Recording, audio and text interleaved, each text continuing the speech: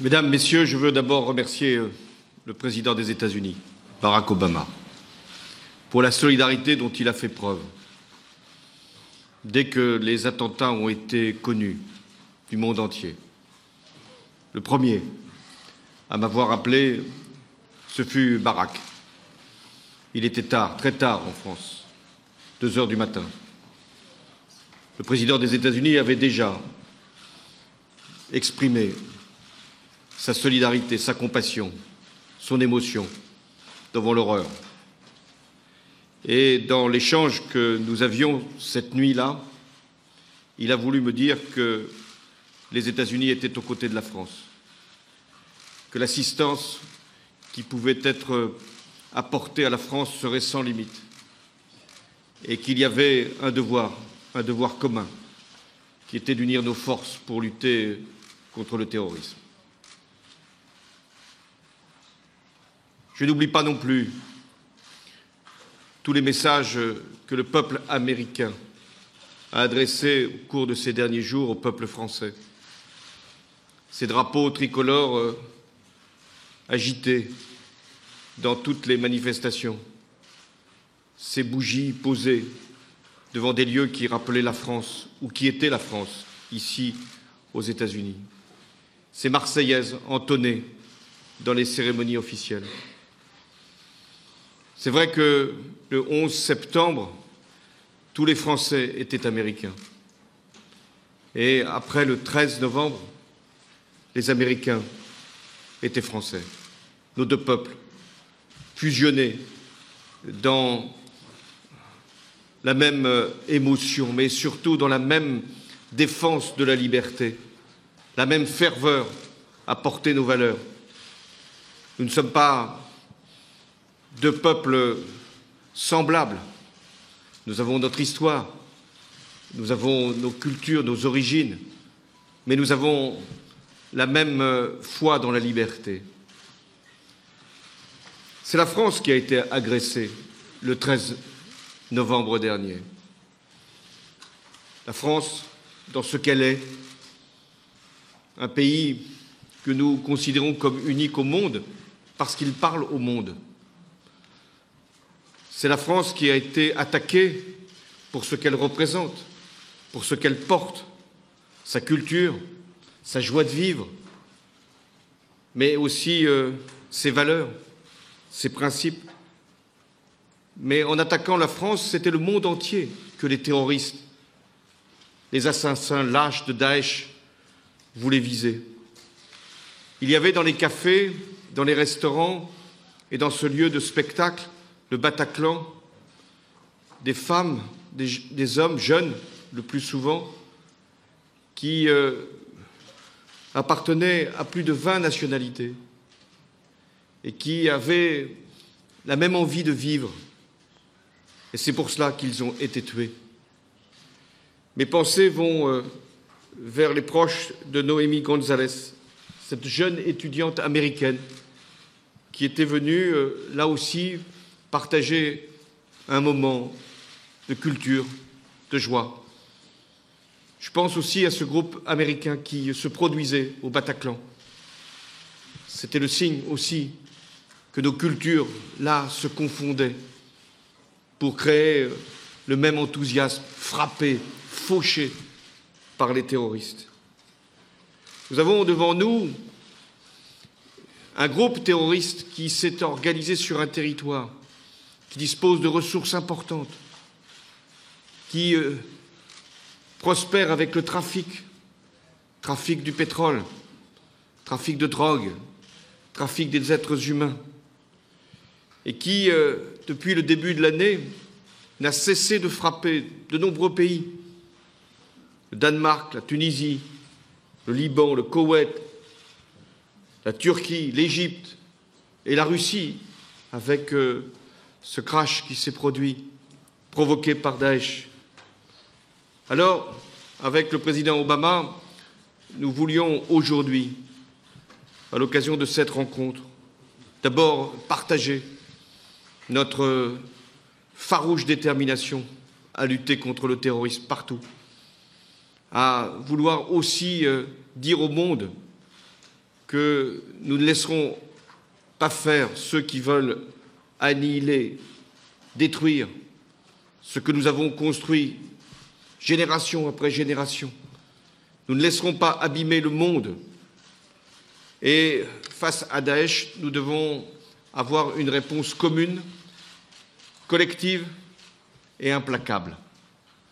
Nous sommes unis, la France et les États-Unis, pour donner cette réponse. Sur le plan militaire, il s'agit de détruire Daesh partout où il se trouve, de couper ses sources de financement, de traquer ses dirigeants, de démanteler ses réseaux et de reconquérir les territoires qu'il contrôle. Nous avons donc décidé, président Obama et moi-même, d'intensifier nos frappes en Syrie comme en Irak, d'élargir leur portée, de renforcer les échanges de renseignements sur les cibles que nous devons viser. La priorité est la reprise des points clés occupés par Daesh en Syrie. Il est également urgent de fermer la frontière entre la Syrie et la Turquie pour qu'aucun terroriste ne vienne, notamment en Europe, pour perpétrer des actes barbares, ce que nous avons connu. Nous avons aussi décidé de travailler avec nos partenaires de la coalition en Irak et de soutenir tous ceux qui combattent au sol Daesh et de faire en sorte que ces forces-là puissent être aidées, équipées par l'ensemble des pays qui veulent, sur le plan militaire, détruire Daesh. La résolution du Conseil de sécurité, qui a été votée à l'unanimité vendredi dernier, qui était proposée par la France et soutenue par les États-Unis, nous donne les moyens d'agir. C'est ce que fait la France. En ce moment même, le porte-avions Charles de Gaulle est en Méditerranée orientale et multiplie nos capacités d'intervention. Hier, nous avons à nouveau, et pour la 6e fois depuis les attentats, frappé Raqqa. Par ailleurs, nos avions ont poursuivi l'appui aux combattants irakiens dans la région de Ramadi et de Mossoul dans le cadre de la coalition. Ensuite, sur le plan du renseignement, le président Obama et moi-même, nous avons, et c'était dès la nuit du drame, encore renforcé notre coopération, nos échanges d'informations. Et je salue aussi tout ce que nous faisons pour que les expertises des uns et des autres soient mises au service du contrôle des mouvements que peuvent emprunter les terroristes, de façon à ce que nous ne laissions pas faire. Parce que ce qu'ils veulent, c'est terroriser bien au-delà de la Syrie ou de l'Irak ou des pays voisins. Ce qu'ils veulent, c'est d'une certaine façon créer l'effroi partout, pour que nous puissions douter de nous-mêmes, pour que nous puissions prendre des décisions qui seraient contraires même à ce que nous voulons pour la liberté ou pour le droit. Là aussi, nous ne céderons pas. Mais en même temps, nous devons nous défendre et utiliser les moyens du renseignement. Sur le plan diplomatique, nous travaillons à une transition politique crédible en Syrie, dans le cadre du processus de Vienne, et je salue le travail que font John Kerry et Laurent Fabius pour trouver un calendrier précis permettant un cessez-le-feu, plus rapide sera le mieux, et l'ouverture d'un processus conduisant au départ de Bachar el-Assad. Car comment imaginer que les Syriens puissent se réunir, se rassembler avec celui qui est à l'origine de ce qui a été l'un des plus grands massacres de ces dernières années, près de 300 000 morts. Il doit y avoir une transition politique. Il doit y avoir un gouvernement d'union, mais qui doit conduire au départ de Bachar el-Assad. L'Europe, et Barak y est revenu, est directement concernée par la crise syrienne. D'abord parce qu'il y a cette menace terroriste. Ensuite parce qu'il y a des milliers de réfugiés qui fuient les bombardements du régime et les atrocités de Daesh. Les abandonner à leur sort serait renier ce que nous sommes. C'est pourquoi je refuse l'amalgame entre migrants et terroristes. Mais en même temps, nous devons contrôler les frontières, et notamment ce qui aujourd'hui est en cause, c'est-à-dire traverser au risque même de la vie des personnes qui fuient, traverser de la mer entre la Turquie et la Grèce. Et c'est pourquoi le rôle de la Turquie est important et que nous devons, avec la Turquie, trouver des solutions pour que les réfugiés restent au plus près de leur pays d'origine et que nous puissions être sûrs qu'il y aura sur la frontière les contrôles indispensables. Jeudi, je me rendrai à Moscou pour y rencontrer Vladimir Poutine. Je lui dirai que la France peut travailler avec la Russie si elle concentre son action militaire sur Daesh, sur l'État islamique, et si elle s'engage pleinement pour la recherche d'une solution politique en Syrie. C'est ce que nous voulons faire, c'est-à-dire unir tous les pays, tous ceux qui ont la volonté de chercher et de trouver une solution politique en Syrie, de n'en écarter aucun, mais de faire en sorte que cette solution politique puisse permettre d'éradiquer le terrorisme.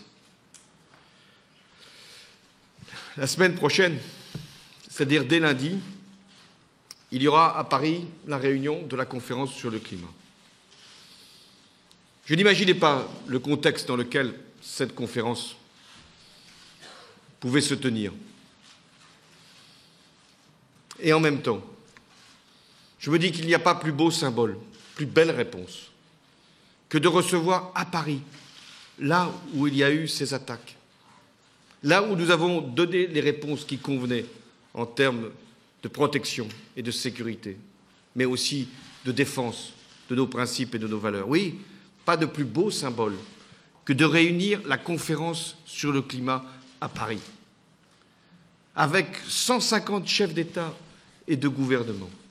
Jamais, jamais la France n'aura accueilli autant de responsables de la communauté internationale. Ils viennent pour régler la question du climat et pour chercher et trouver, là encore, l'accord indispensable pour limiter les émissions de gaz à effet de serre et faire que nos enfants, nos petits-enfants vivent mieux et vivent tout simplement. Mais ils viennent aussi pour marquer leur attachement à la liberté, à la lutte contre le fanatisme, l'obscurantisme, l'extrémisme religieux, cet islamisme qui devient radical et devient à ce moment-là dangereux. Oui, ils viennent là, tous, au-delà de leur sensibilité, au-delà de leurs croyances, de leurs convictions, pour affirmer le même principe, les mêmes valeurs, avec un même mot, la vie. Oui, tout simplement la vie. Et c'est pourquoi je me félicite que le président Obama puisse nous permettre de réussir cette conférence. Je salue non seulement les déclarations qu'il a faites tout au long de ces dernières semaines et ces derniers mois, mais les engagements qu'il a pris au nom des États-Unis, au nom du monde. Il était très important que un des pays les plus puissants du monde, sans doute le plus puissant, donc le plus émetteur de gaz à effet de serre, puisse aussi être au rendez-vous de l'avenir, comme il a été au rendez-vous de l'histoire. Parce que ce que nous avons à faire à Paris, au début de la semaine prochaine, c'est de montrer que la vie non seulement continue, mais que la vie est protégée, que la vie est préparée, celle de nos enfants.